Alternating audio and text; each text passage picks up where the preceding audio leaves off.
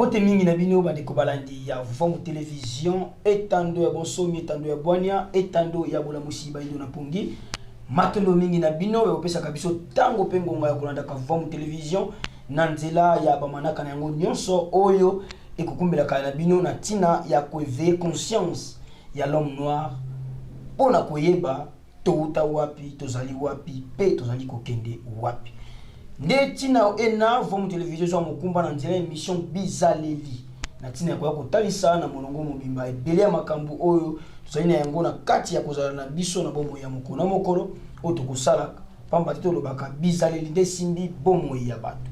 Bizaleli nde ezali lolenge ya bato kati na kozala na mokili na kolia ezali Bizaleli, komela Bizaleli, kolata Bizaleli, kotanga Bizaleli, kotonga bandako Bizaleli po yango nde simbi bomo ya bato. Yango tokosimbaka biteni nyonso ya mokili na tina ya koluka kolakisa na bino maya malamu oyo esengi na biso kosimba pe kosalela pe koluka kolongola na bino maya mabe oyo ezali kosala ete ezongisa biso lisusu na kati ya pasi talanti na mokumba na biso na kati ya vumu télévision na nzela ya émission na bino Bizaleli. Nde lelo topusani lisusu liboso na bino esengo pesa epenza ya kozala liboso ya bitando na bino na tina ya kosolola elongo na bino na mama ya likambo na biso oto kolobela lelo élite intellectuelle en Afrique. Mama ya likambo na biso oto kosolola biso na bino bandeko balandi kasi tozali biso mokote na kati ya plateau mokolo mwa lelo elongo na mobengami to mobiangami na bino esika wapi toyeli lisusu kokabola makanisi biso na bino kolandela bongo mama ya likambo oyo to kokumbela bino. Nde tolina ndeko na biso ndeko Joseph Kokaba. Mbote na bino ndeko. Mbote na bino ndeko na matondo mingi pona koyamba biso na television na biso ya vuvamu ezali mbala na ngai ya liboso kokoma omanaka maye na sili na nkotonda yo mingi totondi pe nzambe pona pe mabomo ya pesi biso lelo toye kolobela o manako pesi wana pona élite congolais en particulier élite africain en général pamba te tozali komona lolenge kani makambu mazali kokende sima ya kotanga wapi tozali kokende yango nde tozali kolobela tokomanola émission ya biso ya lelo tina suka tokozala matondo mingi ndeko na biso Joseph Okaba bandeko balandi tokolikia tant mosusu biso tokopresenter bango na mokusi kasi bango moko bakomilimbola penza na mojinde po bososola bango po tolingi te tolobela likambo oyo ezali kasi tobengisa moto yango tete tant tozali kolobela élite intellectuelle lelo ndeko na biso Joseph Okaba bazali moko parmi les intellectuels ya mboka Congo bazali licencié bango moko bako se présenter vraiment pour bino bososola bango po tokota na kati ya mozindo ya manaka na biso ndeko Joseph bokoyi komilimbola komitalisa malamu penza oyo bino bozali po ete bandeko balandi basosola nani oyo tozali na bango na kati ya plateau na biso ya Bizaleli. Soki nakoki komilakisa osia balandi na biso ngai kombo na ngai Kokaba Likita Joseph na sali classe na ngai ya secondaire kuna na province ya Ituri na sali 6 ans na Institut Bernard Longo. Tangu na silisi na zui chance ya continuer université na yaki awa na Kinshasa depuis 2016 na koti na sali 3 ans na Institut supérieur na ponaki na sala o ngambo ya informatique na sali 3 ans na silisi na 2019 tangu na silisi wana na monike na suka wana te na continuer mwandambu yango na zwaki susu na tangi su sanza anemi bale na sali 2 ans ya licence lelo o nazali ko silisa licence na ngai na informatique plus précisément na conception des systèmes d'information informatique yango wana tangu ndeko abengisaki ngai na sepelaki makasi po ngai moko nazali pena modèle preuve vivante ya makambo azali kolobela o manaka mabiso malelo. Matondo mingi bandeko balandi na kolika bolandi ndeko Joseph Kokaba na mojino ndenge ba milakisi ndeko Joseph tikato kota penza na sikisiki ya manaka na biso mokolo malelo tosolobela élite intellectuelle en Afrique. tozali tokolika ete partout dans le monde on parle de l'élite intellectuelle parce que yango ezali kosala valeur ya mboka pe ezali kosala fierté même ya kozala na biso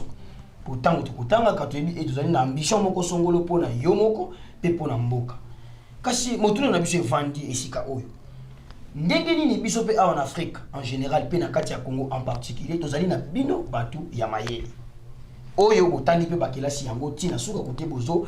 kende mais tozali komona Afrique to pe Congo ezali ko se retrouver tango nyonso na se ya mokili to na se ya molongo mobimba sur tous les plans to éviter suite ya nini to cause ya nini po biso pe tozali na bato ya mayele oyo bozo sala fierté na kati ya mboka lokola pe libanda matondo lisusu ndeko na kobanda na koloba boye ya solo tango tozali kotanga bazali kolakisa biso te tokotala te gouvernement apesi biso opportunité ya kotanga et puis tango tozo kotanga basiansi nyonso eza orienté vers un avenir meilleur donc bazo garantir biso vie moko boye c'est-à-dire l'école est orientée vers le succès. Mais est-ce que nous vivons réellement cette réalité? Est-ce que tozali ko vivre nango vraiment? Lelo tomoni na Congo awa, tozali na ba classe ebele. Ba université eza ebele, soki totali exemple pona kotanga na Congo. Il faut au sala 8 ans à école primaire, pose un certificat d'études primaires. 8 ans, c'est-à-dire au sala 6 ans après enseignement de base, qui 7e année na 8e année. Après 8 ans primaire, au sala sous 4 ans secondaire, c'est-à-dire humanité. Na suka wana au diplôme d'état. Après diplôme d'état, ce que l'on continue au sala sous 13 ans, 3 ans, il y a graduat. Et puis 2 ans, il y a licence. Ce que l'on kaka continue pour nenge to lobaka tant tozo tanga to lobake kotanga esi la kate. Et si la kate, c'est-à-dire okotanga bomo ina mobimba. Mais tant tozo tala ozotanga mais ngonga nini oko vivre? Est-ce que vinyo soko lekisango kaka na kotanga tope esengeli kotala makamususu o salape makamususu. Tobakisi wana 2 ans à licence, 2 ans à diplôme d'études approfondies. Ba misusu batangi ba continuer tina doctorat. Soki to sali ata addition ya ba bloko ya ba ne wana nyoso kosuka ata na DEA to komona ete osali autour ya 20 ans bandeko toza kotanga ya solo classe eza mabete na manaka tolobi te ke classe eza mabe oza kotanga me tangu tozwi 20 ans olekisi yango na classe po tangu tomona na kotanga na biso ya Congo awa. Et puis en Afrique généralement, tozali kotanga vina journée mobimba. Donc mukolo ezali na 24 heures. Et pendant 24 heures, tant sous bazo kozwa koleka 8 heures peut-être tant toke na ba université par exemple, bazo tanga 8 heures à 16 heures. Et comme déjà ngonge belé donc tant mwana ozonga na ebite eloko nini susu osala na ndaku akukende apema alia nasima akolala mbala moko akosunga te na ngonga wana nyoso tomoni ke 20 ans espérance de vie na biso eza combien lelo tozana ba chiffre exact te mais autour à 45 ans déjà 55 ans mutu bomo inae ekoki kosuka wana tangu tozwi sikoyo 25 ans ou 20 ans ozali kotanga vie na yo oyebite o vivre mukolo combien d'années toyebi yango te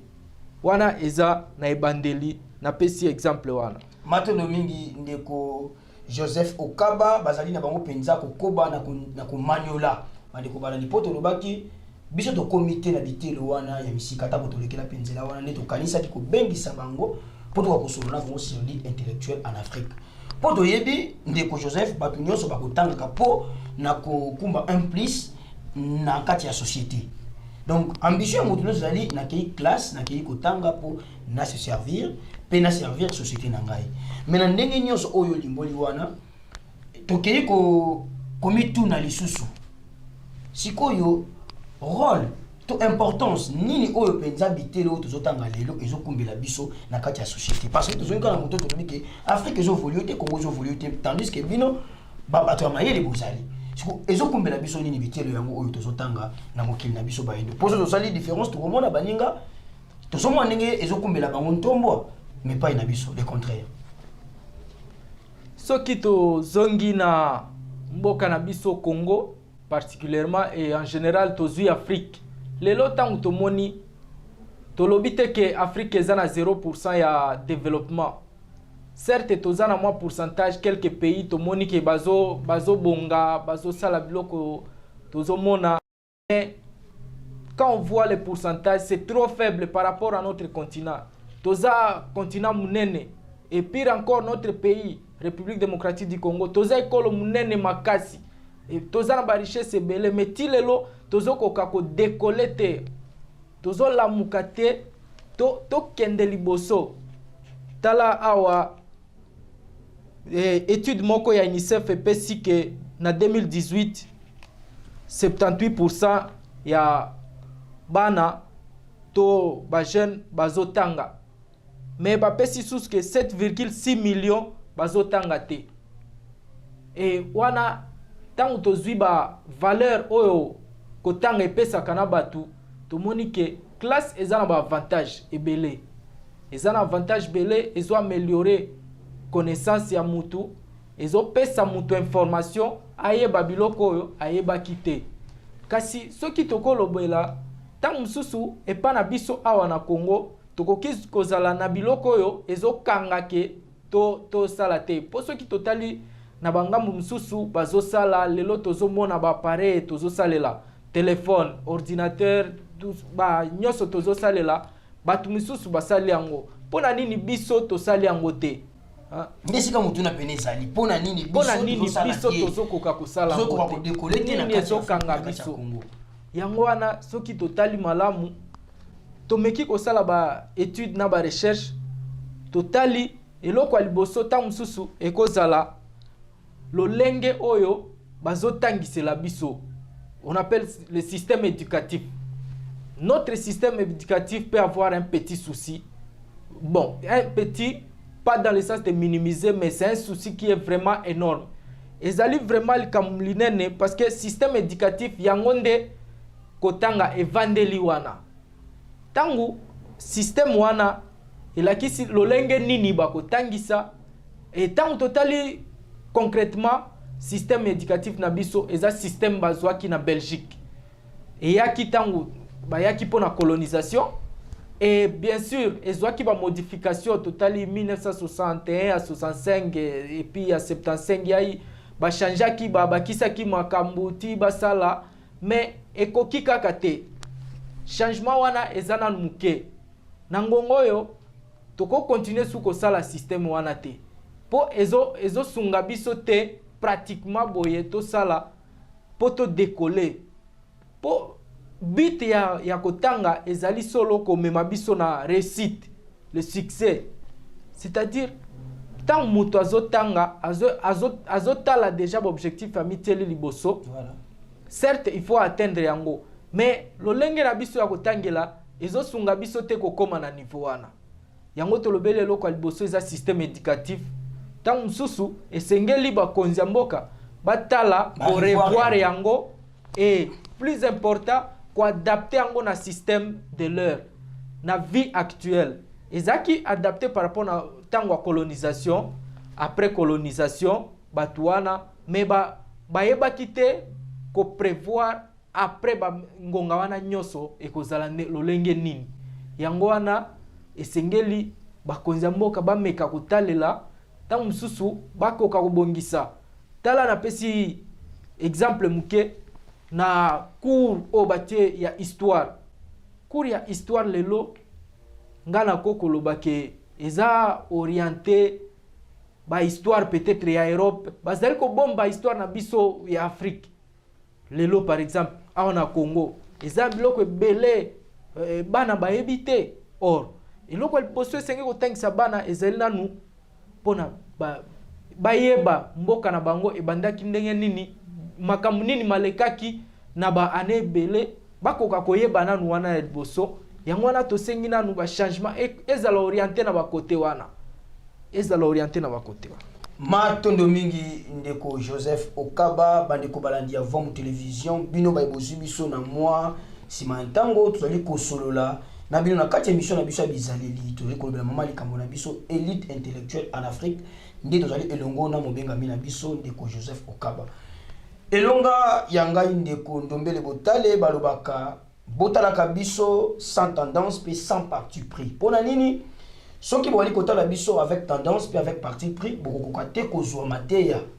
oyo toli kokumbela bino na ndila Vom Télévision pamba te mingi kati na bino boko juger boko loba te bango na kati ya région africaine bango na kati ya Vom Télévision bako niaka kaka maya loposo pembe te yango mo na kati ya émission yeto na kati ya mama likambo alelo to sepela kite kozwa moko na kati ya religion africaine vutu kan fumo kimbango to kei ko lukela bino moko parmi bino ndeko Joseph Okaba boyebi ke biso na kati ya religion africaine to sela kana biso ba prénoter kasi boyoki po ite bazali moyindo wi kasi bazali te na kati na biso bakoloba bango moko témoin clair ngai tu na lobby système éducatif mais boyoki ba lobby esengi révision to ko revoir système éducatif otoli ko tangela lelo ezali mabe ezali ko bala na te na réalité actuelle tozali na yango bakonja mboka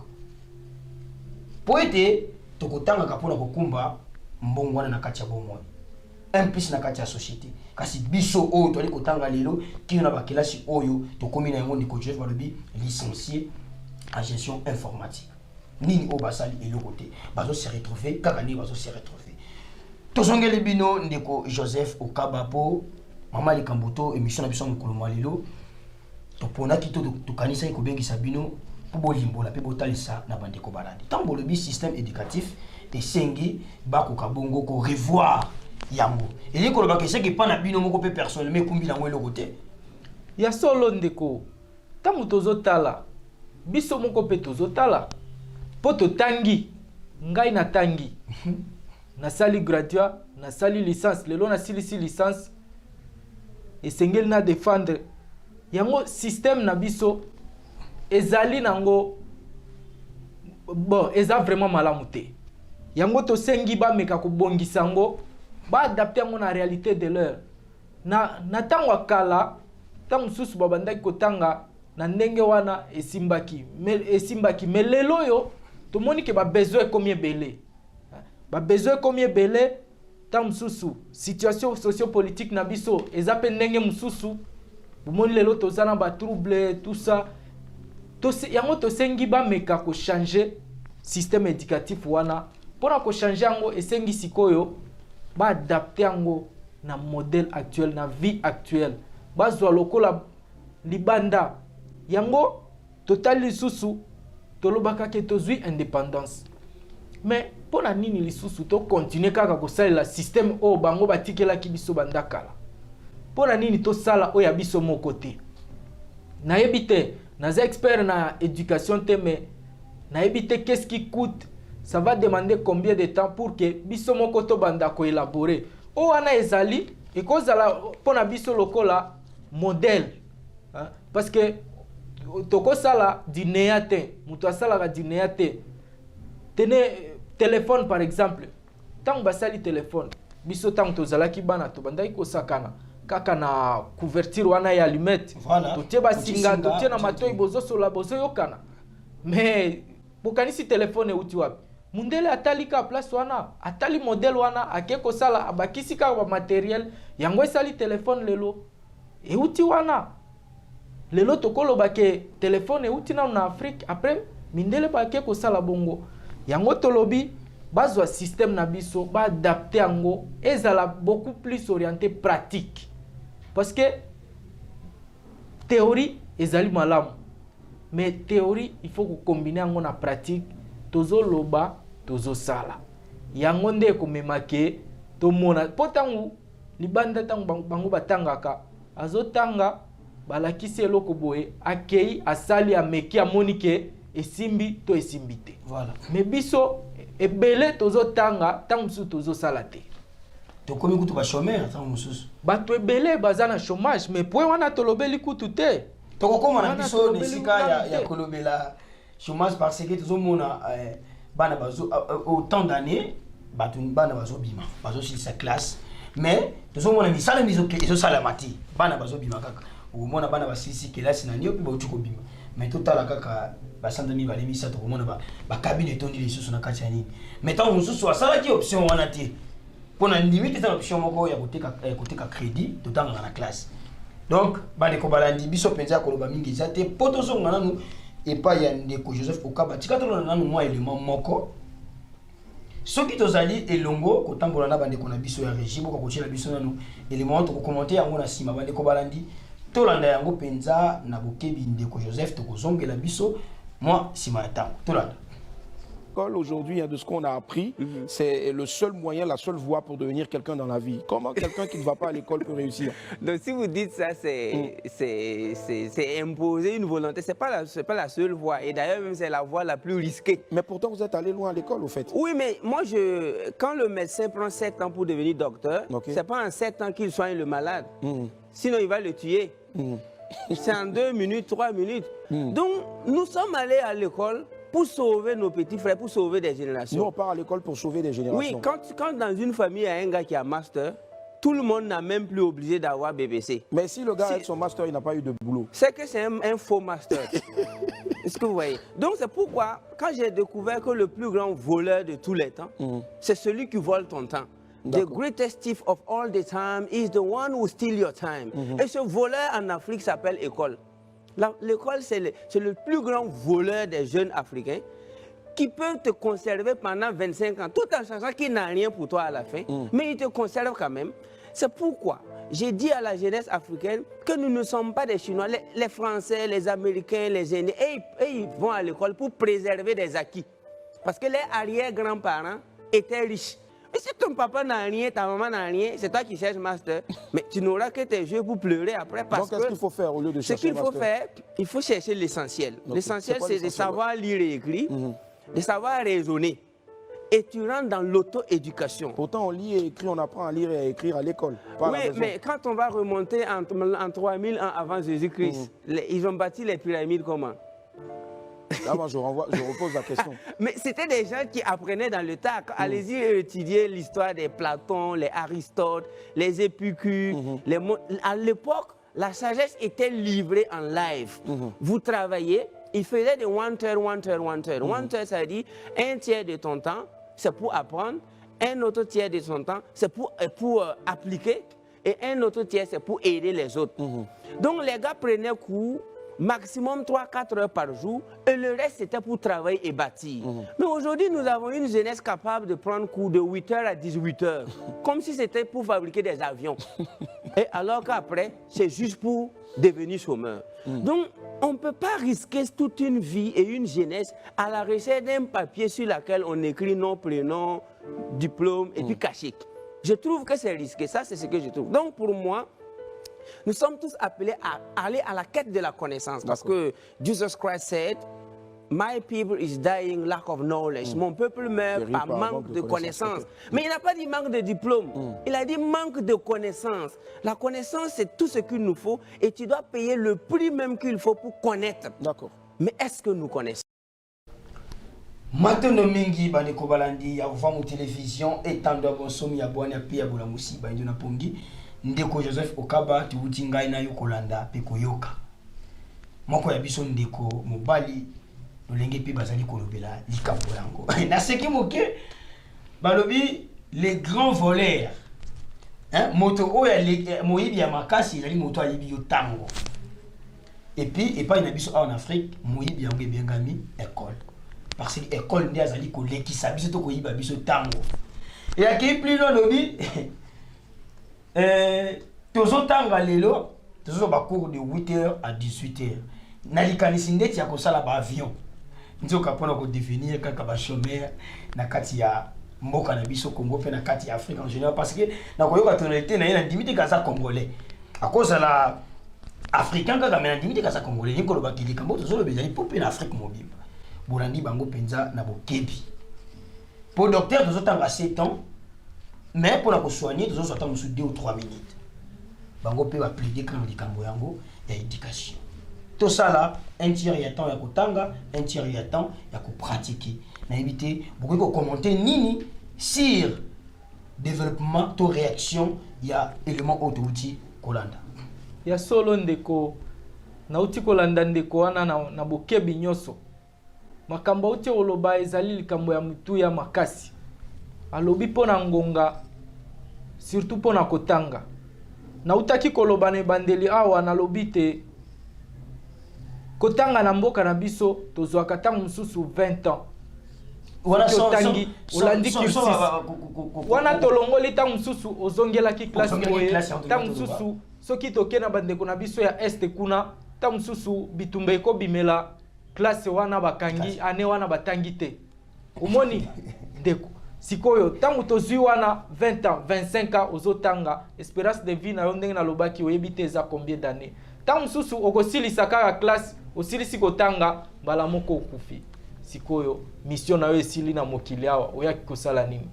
or ntango tozotanga yo mutu ya liboso akomi na klase oyo atangi klase ebele famille mobimba eti eliki epa na ye sikoyo otangi baklase ebele après yo oke mutu ya liboso nani akosunga bandeko nyonso batieli yo motema me yo oke mutu ya liboso tala tozongela elema wana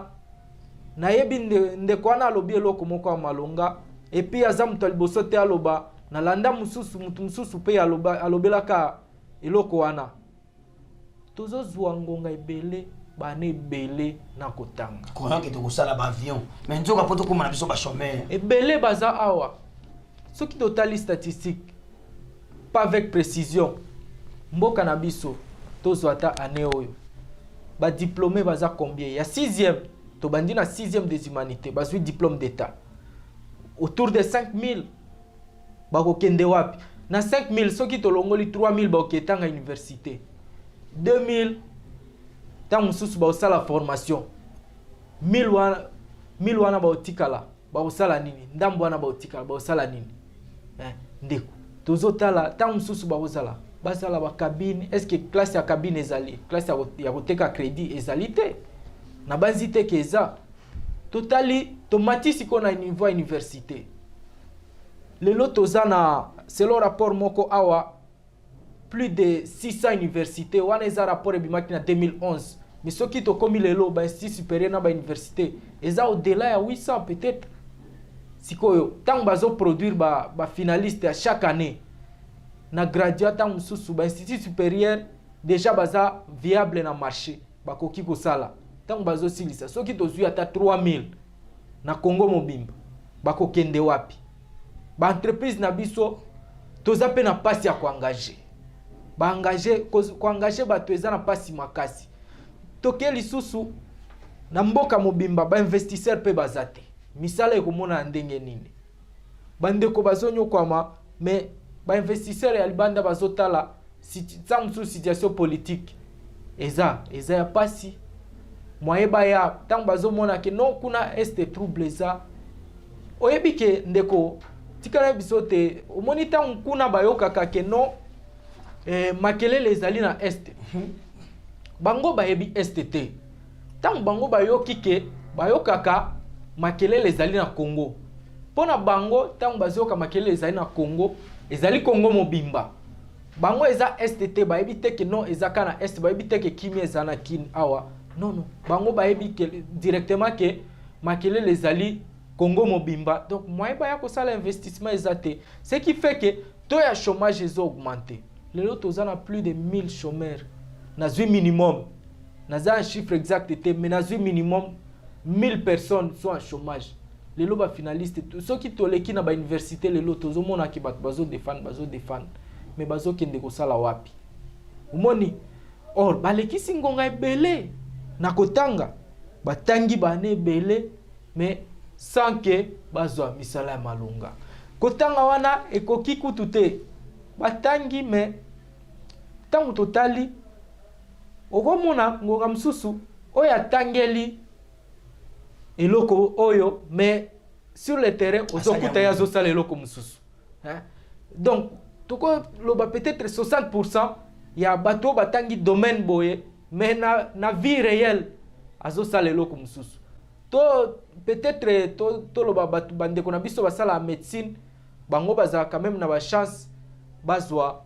ba kende ko sala na domaine on batangeli vraiment mais okomona tangu mususu nga na sali informatique mais tangu bazwinga na musala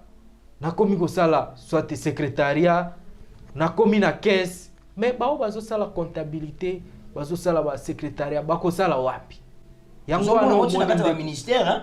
tozomona oti na kati ya ministère ya mboka na biso na bisika ministère kaka te même na ba bureau ebele ya l'état ba service de étatique tozomona bato ebele tokoki kotala omona po bazwa bato na musala eza pasi il faut oyebana mutu to pesa exemple simple même kosala stage académique mais mon dieu eza nini hein? Mutu aye na bita kosala stage académique mais bino bozoboyela ye croyant que ako remplacer yo mais pour ngai c'est tout à fait normal soki mutu aza compétent esengi ke oyo aza wana azo produire bien te esengi ba remplacer ye soki ndeko wana ye kosala stage aza performant c'est normal ba remplacer ye yango wana ndeko matano mingi bandeko balandi ya vont télévision motema pasi atako tokozala motema penza ya mabeto lo bato pe motema ya kokangama bakonzi ya mboka Kongo ya Filika na molongo mobimba pe biso bandeko balandi tomeka nanu pe kopesa litoi epa ya motangisi ya baindo po moto wa kotelemaka pona kolobela makambo oyo lelo nesonga nzila balobaki système éducatif auto tangela kazeli ya biso sengi to revoir yango ebimana monoko ya nesonga nzila moko ya bino moto ya mayele na kati ya mboka Congo licencié il est yepe ya uchi koloba na monoko na ye et tant que yemo pas lesquels nzela wana kasalobi te et produire eloko te pa na biso sengi pe to revoir yango système éducatif toli kotangela lelo ezali ya biso te to balisa yango na réalité elobi ndeko Joseph Okaba to koloba likambo moko ya considération ya bankasa yango bino bozozwa pour lelo tant balobi moto a diplôme d'état veut dire à combien de niveau oyo l'état esengi a bénéficier to a exploiter et bo combien na niveau bo combien pe na ba classe ya misika ba gradué to pe bongo ba licencié na ba domaine bozali moko mona ba konzi ya mboka soki ezana eloko moko isenga misala na kati ya mboka Congo to pe na Afrique ba kei ko zona bango bato ya libanda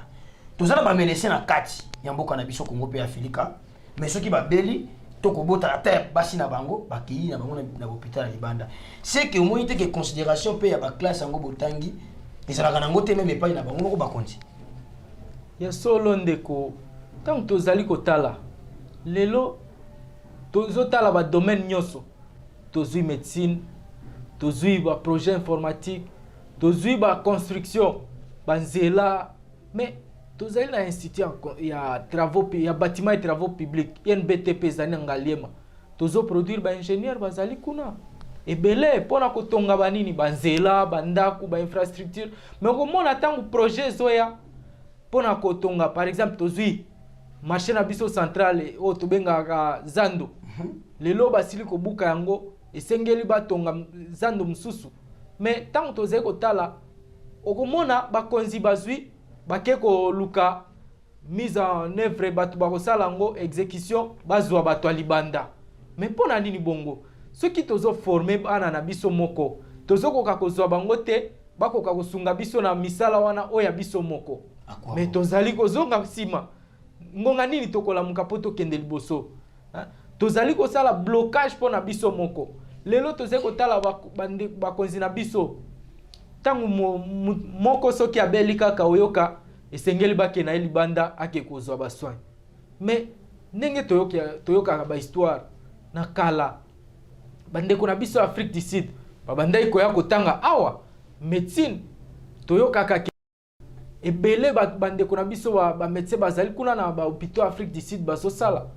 bazo soigner mais ndenge nini ekoki ko baluka boy pourtant bango bandaki koya pa na biso pona kozwa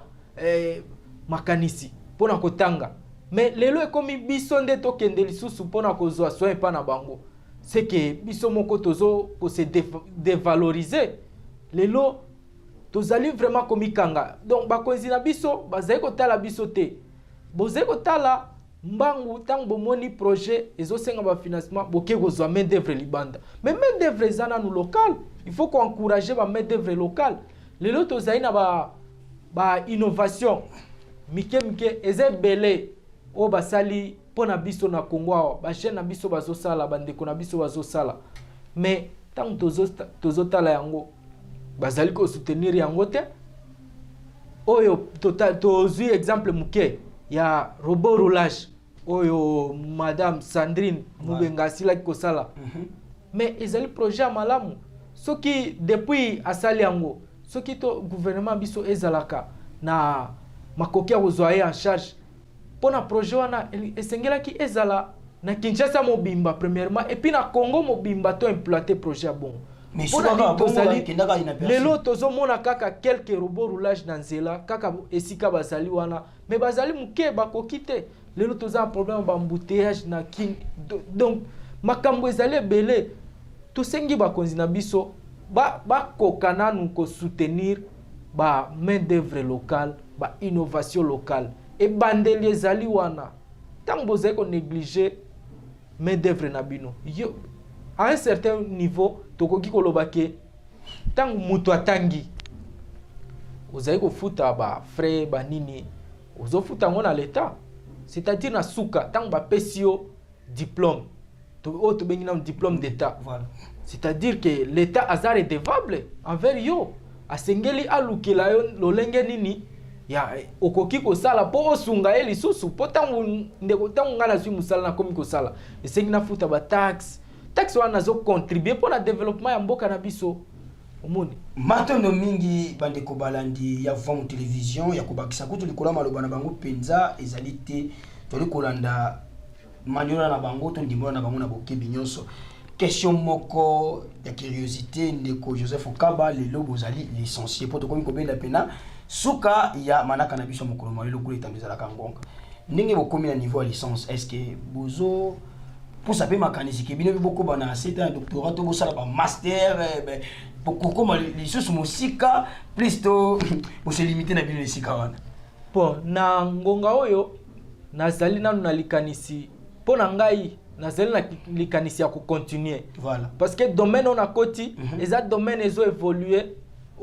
au jour le jour hein kala tozaki na ordinateur wana ezaki ya munene lelo to moni komi ya muke tozo tambola nango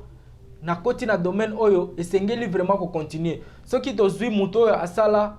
atanga na 2009 tant mususu asali na blog mususu atanga lelo tosala yango lisusu te alors pona ngai likanisi ezali ke na continuer mwandambu nasala ata diplôme d'études approfondies soki makoki ezali soki pe na continuer sous doctorat mais na likanisi na ngai na ndenge na lobaki awa ba meka ko revoir système éducatif na biso nazali kotala tant mususu ko continuer na ngai ekoki kozala na mboka te ekosenga na kende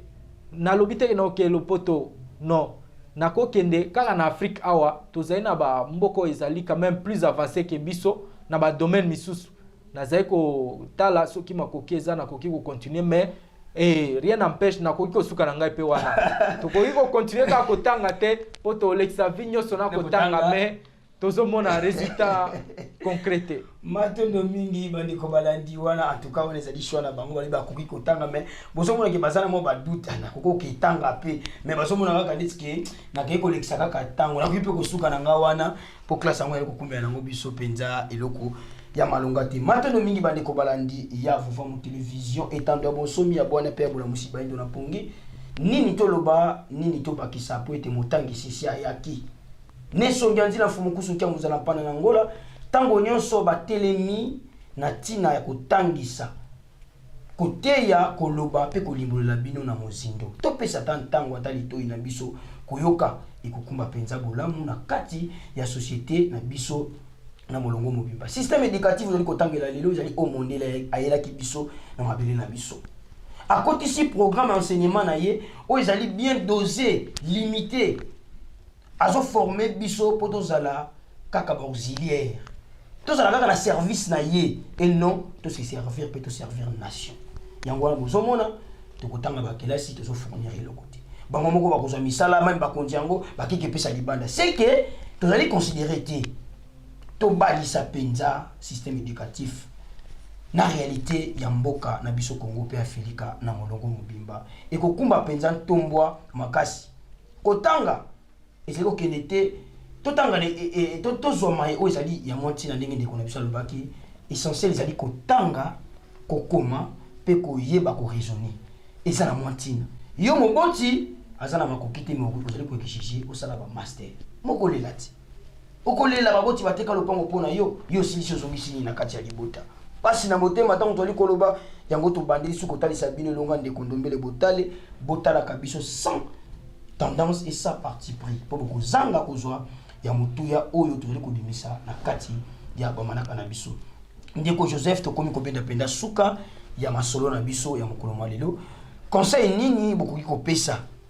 na bino moko batangi obozali kotanga pe bayi obazali kolanda bino sima conseil ni bokoki kopesa conseil ni bokoki kopesa na molongo mobimba na bakonzi pe na bakonza mipe liloba na bino ya suka na kati ya émission ya mokolo malelo conseil ni nakoki kopesa bandeko touti kolanda awa touti kopesa pe likanisi na biso pona maye matali système éducatif kotanga intellect congolais soki totali malamu kotanga ezali nango mabete me kotanga malamu yango nde ekomema biso na nzela ya malamu totanga me tokanisa kolekisa ngonga nyonso na kotanga te toyeba korepartir ngonga ya kotanga ngonga ya kosala misala na ngonga ya kotala pe makambo mosusu lelo oyo touti kolobela awa mingi vraiment système éducatif na biso yango wana batala kozongela ngo po ezala vraiment adapté na réalité de l'heure. Ce qu'on peut dire encore, c'est que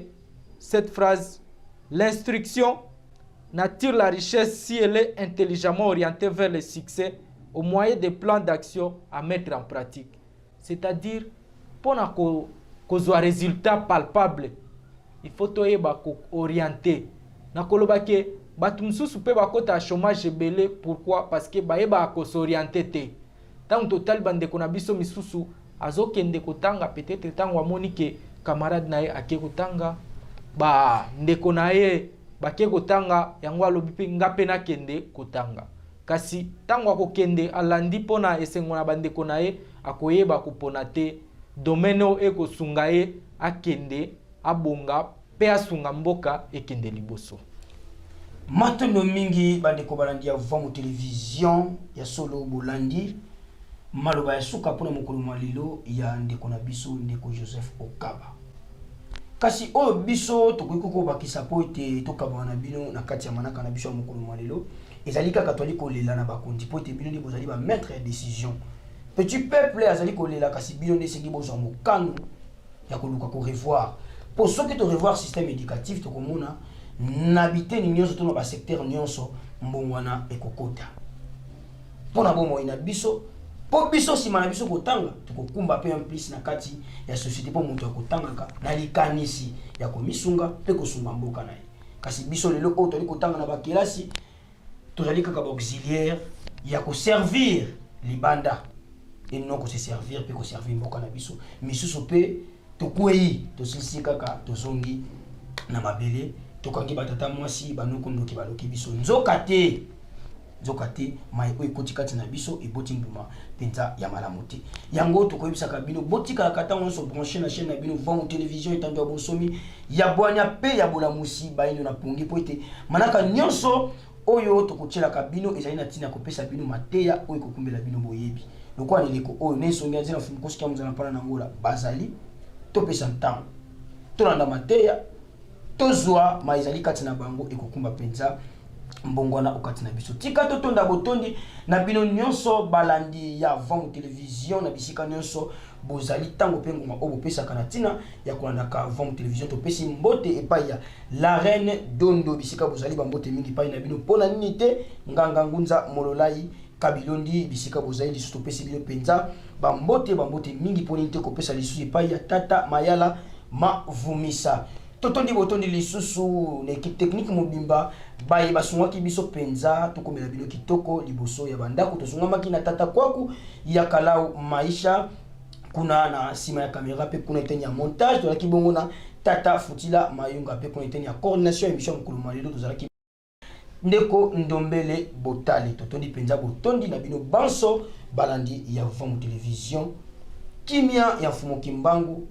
kimia ya tata Mokeli ekoka koyingela okati ya mabota la bino ndeko Joseph totondi bino botondi ezala bongo mbala ya liboso kasi mbala ya suka te na koyaka kokabola lisusu bongo makanisi na kati ya émission na biso mokolo malelo matondo mingi na yo ndeko matondo mingi tokokutana na biso na bino na mikolo bizali koya botikala skoche na Vufangu Télévision tokutani na bino mba ya sima.